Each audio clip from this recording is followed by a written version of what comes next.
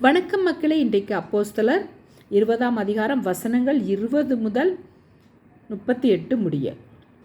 பிரயோஜனமானவைகளில் ஒன்றையும் நான் உங்களுக்கு மறைத்து வைக்காமல் வெளியரங்கமாக வீடுகள் தோறும் உங்களுக்கு பிரசங்கித்து உபதேசம் பண்ணி தேவனிடத்திற்கு மனம் திரும்புவதை குறித்தும் நம்முடைய கர்த்தராகிய இயேசு கிறிஸ்துவை விசுவாசிப்பதை குறித்தும் நான் யூதருக்கும் கிரேக்கருக்கும் சாட்சியாக அறிவித்தேன். இப்பொழுதும் நான் ஆவியிலே கட்டுண்டவனாய் எருசலேமுக்கு போகிறேன். அங்கே எனக்கு நேரிடும் காரியங்களை நான் அறியேன்.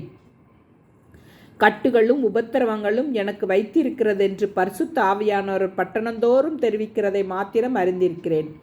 ஆயிலும் அவைகளில் ஒன்றையும் குறித்து கவலைப்படேன். என் பிராணனையும் நான் அருமையாக எண்ணேன். என் ஓட்டத்தை சந்தோஷத்தோടെ முடிக்கவும் தேவனுடைய கிருபையின் சுவிசேஷத்தை பிரசங்கம் பண்ணும்படிக்கு நான் கர்த்தராகிய இயேசுவினிடத்தில் பெற்ற ஊழியத்தை நிறைவேற்றவுமே விரும்புகிறேன். இதோ நான் உங்களுக்குள்ளே சஞ்சரித்து தேவனுடைய ராஜ்யத்தை குறித்து பிரசங்கம் பண்ணினதை கேட்டவர்களாகிய நீங்கள் எல்லாரும் இனி என் முகத்தை பார்க்க மாட்டீர்கள் என்று அறிந்திருக்கிறேன். தேவனுடைய ஆலோசனையில் ஒன்றையும் நான் மறைத்து வைக்காமல் எல்லாவற்றையும் உங்களுக்கு அறிவித்தபடியினாலே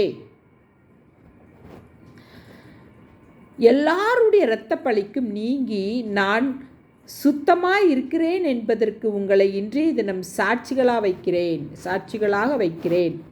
ஆகையால் உங்களை குறித்தும் தேவன் தம்முடைய சுய இரத்தத்தினாலே சம்பாதித்து கொண்ட தமது சபையை மேய்ப்பதற்கு பரிசுத்த ஆவி உங்களை கண்காணிகளாக வைத்த மந்தை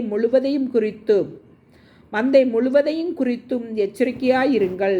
நான் போன பின்பு மந்தையை தப்பவிடாதே. கொடிதான ஓநாய்கள் உங்களுக்குள்ளே வரும். உங்களிலும் சிலர் எழும்பி சீசர்களை தங்களிடத்தில் இழுத்து கொள்ளும்படி மாறுபாடானவைகளை போதிப்பார்கள் என்று அறிந்திருக்கிறேன். ஆனபடியால் நான் 3 வருஷ காலமாய் இரவும் பகலும் கண்ணீரோடு இடைவிடாமல் அவனவனுக்கு புத்தி சொல்லி கொண்டு வந்ததை நினைத்து விழித்திருங்கள்.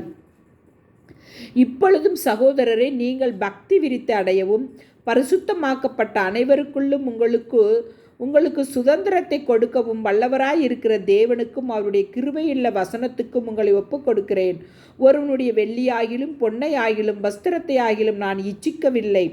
நீங்கள் அறிந்திருக்கிறபடி எனக்கும் என்னுடனே கூட இருந்தவர்களுக்கும் வேண்டியவர்களுக்காக இந்த கைகளே வேலை செய்தது.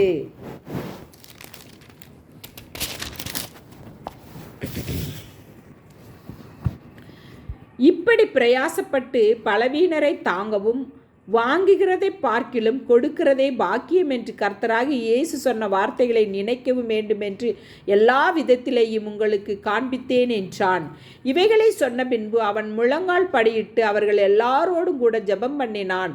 அவர்கள் எல்லாரும் மிகவும் அழுது, என் முகத்தை நீங்கள் இனி பார்க்க மாட்டீர்கள் என்று அவன் சொன்ன வார்த்தையை குறித்து அதிகமாய் துக்கப்பட்டு பவுலின் கழுத்தை கட்டி கொண்டு அவனை முத்தம் செய்து கப்பல் வரைக்கும் அவனுடனே கூட போனார்கள். ஆமென். மக்களே, வீடியோ பிடிச்சிருந்தால் லைக் பண்ணுங்கள், ஷேர் பண்ணுங்கள், சப்ஸ்கிரைப் பண்ணுங்கள். தேங்க்யூ.